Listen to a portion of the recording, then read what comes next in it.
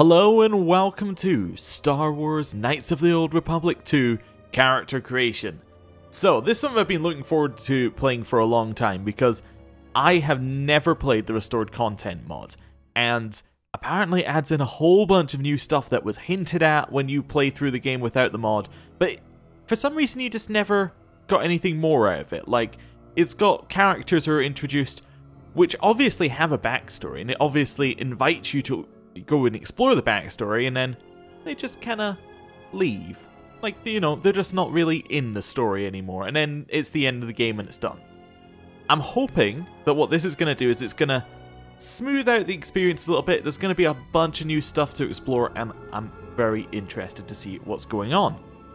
Right, now, before we jump in, I want to talk about what kind of character I want to create, because I was trying to think about a different way of playing it, because in the first game we were playing quite an evil character in the end. Like, we played quite a selfish, quite a greedy character. I'm trying to think what kind of one we want to play here, and I want to play kind of the blank slate protagonist. So I want to play someone who just absorbs everything around them. So, like, somebody tells them something, they're gonna believe it. They're not gonna look too far into people's motives. They're just gonna believe most things at face value, and then we'll see what kind of character comes out of that. Like, obviously when there's contradicting stuff, that's when we're gonna have to make a choice on how the character personality is, but I'm interested to see how that plays out, because there's a lot about this game where it's like, it's asking you to explore different moral ideas, and it kind of plays with that sort of stuff quite a lot, and I want to try and see whether we can get into that. So, let's create our character.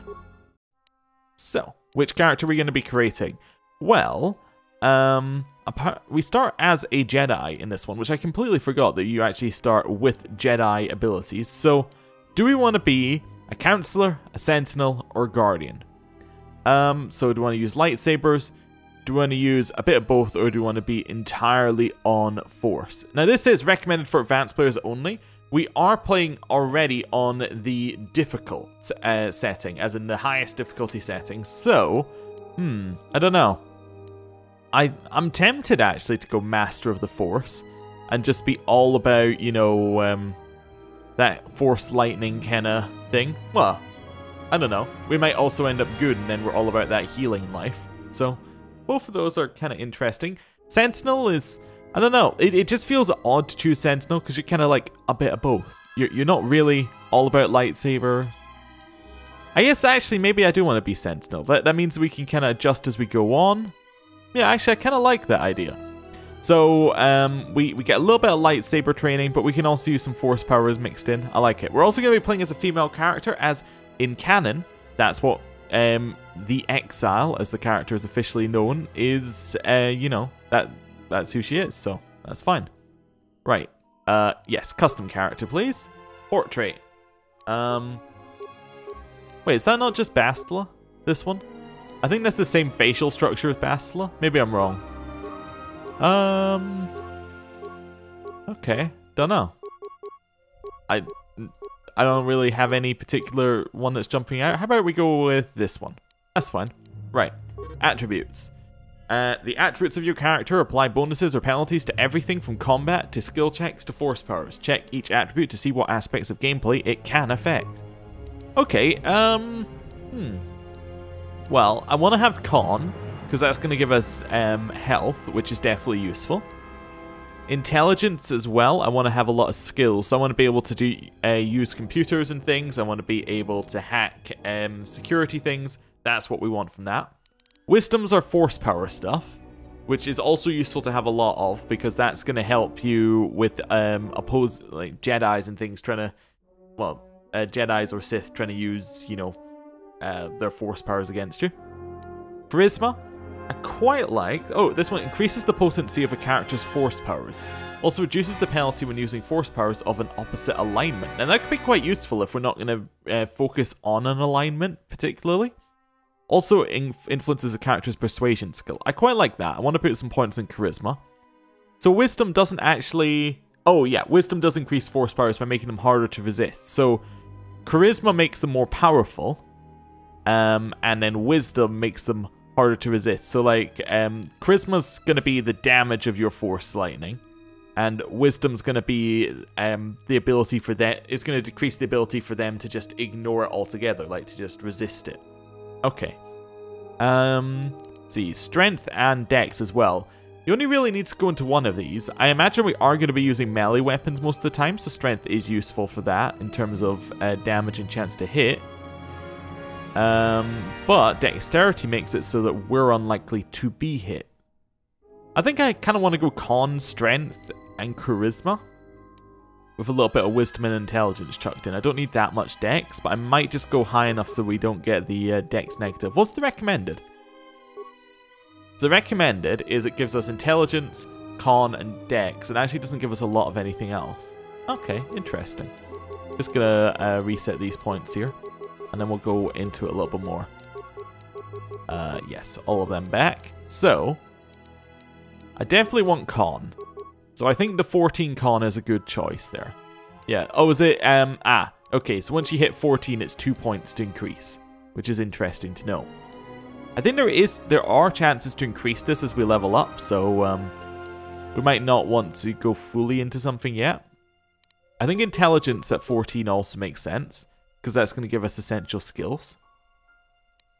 I definitely think that wisdom... I don't want to have like a negative in anything. I want charisma. I'm going to stick charisma up to a 14. And then we basically have... we can either stick something up to a 16... Or we can, I guess I could do that, and then we can still stick something up to a 16, if we want to do something like that. I did want some wisdom, but maybe I kind of want a little bit of everything. I could try and stick our intelligence up. It gives us a lot of essential skills. The problem with that is it makes us quite weak in combat. This is, as well, constitution's quite nice, but we'll be lacking the ability to hurt someone in combat. I think I might go a little points in strength. Maybe I just push up strength again. The problem is I don't want to push up to 14, because then we have a really awkward bit where we can push one more up to 12. So I'm going to leave that at 12. I'm actually going to push our... No, I'm going to push our intelligence up to 16. That way we can use a lot of skills. It gives us something to focus on, and we should be fine with the rest of it. Yeah, let's try that. If it doesn't work, we can adjust it on the fly. Skills. Each of your character's skills has a number associated with it. This is the skill rank, and determines how good the character is with that skill. When using a skill to perform an action, the rank is compared against a difficulty check, DC, number. For example, to open a lock with a DC of 15, take your skill rank in security plus wisdom modifier plus D20 roll. If the total is 15 or greater, the lock is opened. Okay. So I believe that the orange ones are class skills. Yes, so they cost less to upgrade. So that's computer use, stealth, awareness, persuasion, security, and treat injury. Didn't use much stealth in the first game. It might be a good idea to try and push some points into that. Oh yeah, let's have a look at what the related attributes are. So computer use uses intelligence. So that's one I want to definitely push up. Is there a limit? Alright, so we can push it up to 4. I might push computer use straight up. That seems useful. Wisdom we don't have a lot of. Dexterity we don't have a lot of. So maybe actually I'll leave those lower. I want to push persuasion up, because if I want to persuade someone, I definitely want that to be an option available to us. Security is intelligence. We'll knock that one up as well. And then treat injury is a wisdom one. Our wisdom isn't very high, so I think that that's not looking great for awareness and for treat injury. We could try and push up repair as well, although if I remember right, most repair options, generally computer use could be used instead. So they're like, what would usually happen is you'd get into a situation where, like, say there's a door that's locked, right? You can either, well, that's not really the best one. Actually, in the first game, there's a great example in the tutorial. There's a room full of people, like guards. You don't want to just rush into the room, because you die if you rush into the room. So, you can either use computer to hack some things in the room to make it explode, or you can repair a robot and the robot will walk into the room and do the fighting for you. So, generally, that's how they're set up, at least if I'm remembering correctly, so we don't really want to go too far into both. Stealth could be interesting, but I don't know. I don't think stealth's gonna. I don't think I want to do that for this playthrough. Demolitions is very useful because it allows you to get rid of mines, but we can always, as long as we have one character who can do that in a party, we don't need to necessarily worry about that one either. I might put it into treat injury or awareness. Awareness is quite useful because we can see stealth characters. Awareness is a class skill as well. Let's stick it into there, into treat injury, and that gives us 4 points. We actually get, I forgot, because we have high intelligence, we get so many points. Oh well, whatever, I'll put it into stealth then. I guess we have so many points I can actually just stick it into everything. So that means we're not going to be demolitions, and we're not going to be repairs, which is fine, because we don't need to worry about that. Repairs is most useful for droids to have anyway, and demolition, we'll likely run into someone who can use demolitions. That's okay. Right. And then feats. Some feats allow you to use special items like heavy armor. Other feats modify saving throws and skill checks during the game. And some feats are used during combat. Check the description for details on a specific feat. Okay. So we get all of these at the first level, which is a ton of things. Okay. So we get armor efficiency light. So that's basically meaning we can use armor at all. Although if it's the same as the first game, armor tends to restrict your force powers, so you don't want to be wearing that for too long. I mean, if you have force powers. Critical strike, flurry, and power attack are basically your 3 melee options. I think critical strike is like an intelligence-based one.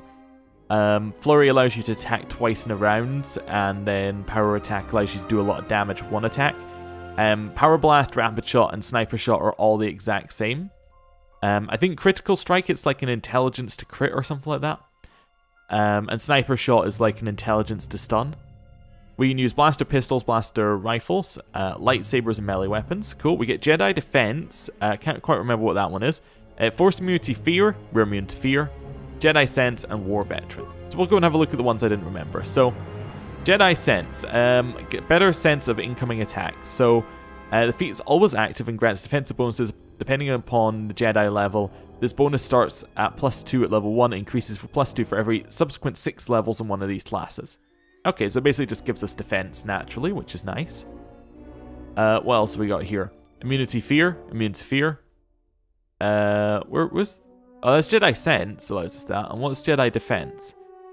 Okay, we can deflect energy-based blaster bolts at any time as long as they have a lightsaber equipped. Nice. Okay, I want to see what that war veteran one is, because I haven't seen that one before. Although I can't see it on this list either, unless I'm blind, which is a possibility. Yeah. Okay. That's fine. I guess it's just not on the list. No. Okay. That's fine. We'll move on.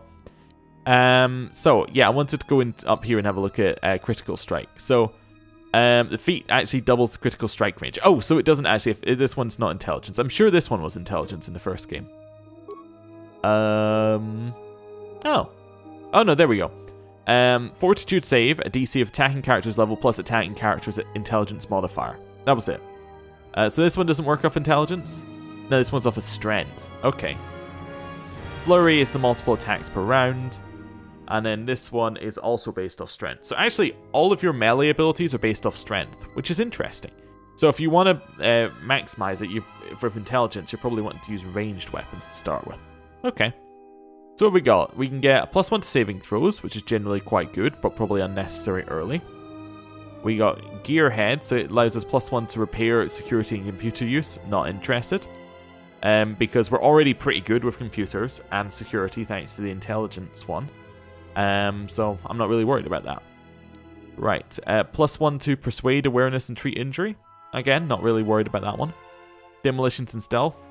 2 weapon fighting. Haven't really decided what we want to do there. Don't want to go up to medium proficiency because, well, right now, as far as I'm aware, we don't have any armor at all. Don't know what weapons we're using, so don't want to take any of those. Toughness. I would give us 1 extra vitality point, which isn't amazing at first level. We can... Oh, you can use a feat to take a class skill. Okay, so that's different from the first game. I like that. What's this one? Dual Strike. So characters advance training using teamwork to defeat enemies. And attacking an enemy that another party member is also attacking, the character gets a +2 bonus to hit. That could be useful. Finesse for lightsabers. So we can add it, okay, so we can add either their dexterity or strength bonus chance to hit with lightsabers. Nice. Or finesse with melee weapons. So all of these are a little bit underwhelming for us right now because we don't really know what kind of stuff we want to be using. I think I might just, I might either go for conditioning or toughness. I think I'm going to go for conditioning, just +1 to saving throws. We'll see. It's generally quite useful. And that's it. Right, now we need a name. So, obviously we're all about random names until we get one that seems interesting. Mitar Sar. That's not bad. Mara. Rastamorn. Oh no, I need one that's amusing. That's what I'm looking for. Snet Lorak is definitely an interesting one. Valabogan. Oh no. I could be at this all day. I do like these random generated names that they come up with. Danny Panda. Danny Panda. That's it. Right. I'm going to end the episode here. Thank you for watching. In about 15 minutes, the first episode of the series should go up. So I hope to see you then. Thank you for watching. I'll see you next time. Goodbye.